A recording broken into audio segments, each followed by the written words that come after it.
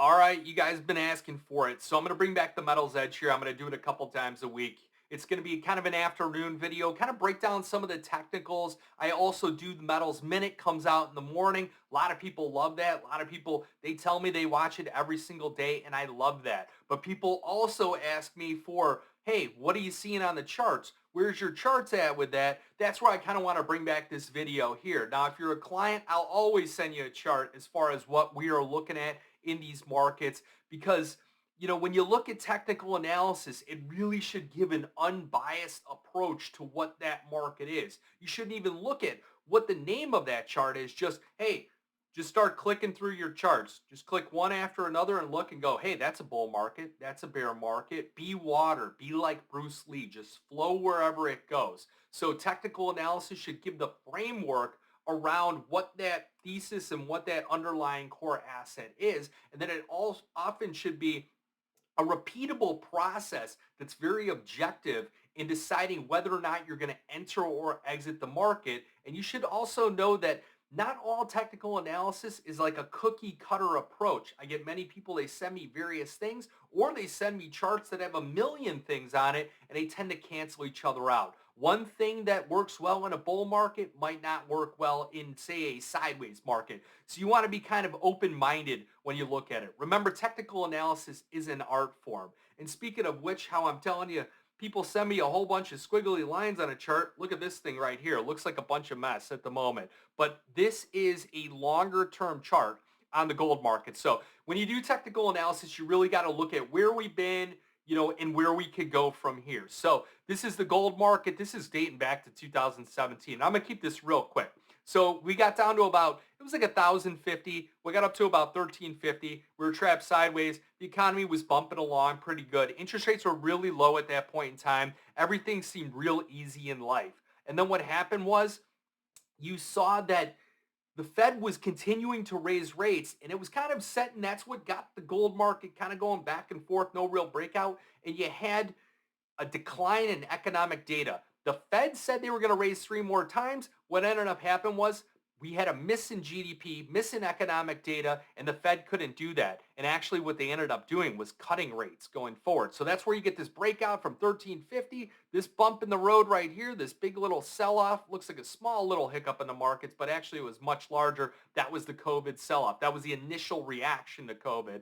And then this rally on up here was when the Federal Reserve made unprecedented levels of providing economic stimulus and cutting rates to zero. So the reason why I pulled this peak up here is that this is a triple top on the chart. So you got to have a starting point whenever you do your technical analysis. You got to go from there. I'm going to keep this video pretty quick, so I'm going to move along real quick on this thing. So you get that peak, you get all of a sudden the economy is starting to pick up, things like that. They've got the vaccine and stuff. So that's where gold starts selling off from here. And then you get this kind of rally. You get this bump up on the charts. And that was your Ukraine Russia conflict. No one knew what was going to happen. They did so well in the equity markets. They sold out of it. They raced into some of those key asset classes, that oil, that natural gas, platinum, palladium, and things like that. So that was your other peak. And where I'm going on this is that really, I think we're kind of setting up here at the moment for a triple top, but I do believe that we'll end up attacking those contract highs. It's just going to happen when things change. You have some headwinds here with the gold market. The headwinds with the gold market right now, and really what this sell-off is the relentless assault on the Federal Reserve raising rates and US dollar going straight up. So you look at the way this gold market has been reacting, you could see that we've had a series of lower highs, and now we ultimately had this breakdown. And the breakdown was we've got this credit cycle issue going on right now. The Fed is relentlessly raising interest rates. The bond market has gone catastrophic, sold off dramatically. And then you have the US dollar pushing up to multi-month highs. Even some of these commodities are hitting yearly highs. You look at interest rates all the way to the highest level since 2006. So that's where your breakdown occurs. Now, what we're looking at here is that you have your stochastics. They are in oversold territory. That just means that we're in a bear market. You do have the MACD rolling over to the downside. That means that system traders, they use the MACD as their trigger. That's kind of if it's in positive territory, they often have the buy switch on where the market will only take a buy signal if we get a break above the previous day's high. They take a sell signal if we break below the previous day's low. That trigger is whether the MACD is positive or negative. Now, here's one of my favorite indicators, which is DMI plus and minus. It's a Wells Wilder one. So you could see that when these cross over and when they trend for long periods of time, you'll see that the market goes into these bear markets or it goes into these bull markets, depending the crossovers on here. So we are dramatically at historically far away levels on DMI plus and minus. I believe that they'll start to converge, but much of it hangs on the hinge of us starting to hold on to this key level of support. So you want to look back. This key level support right here, this was those March lows. That was when we had the banking crisis going on with the regional banks and the FTX debacle. So that's what sent prices going back up. We retested. They thought that there were going to be bank failures and contagion in that market. So it's a tough break right here. I do run some different algorithms that give you when it's going to switch from a bullish to a neutral trend. That's about 1929 on the gold market. So we got to rally up about $90. This will flip. And then also many other traders out there will flip and start looking at attacking this at an upside. If you're going to do call options, look at call options that are at this strike level where momentum will pick up dramatically at that particular time. Now looking at the silver market, that's the one that everybody loves. Silver, you get the slam down. You go down to $11.72 on COVID. You shoot on up. It's a much faster paced gold contract.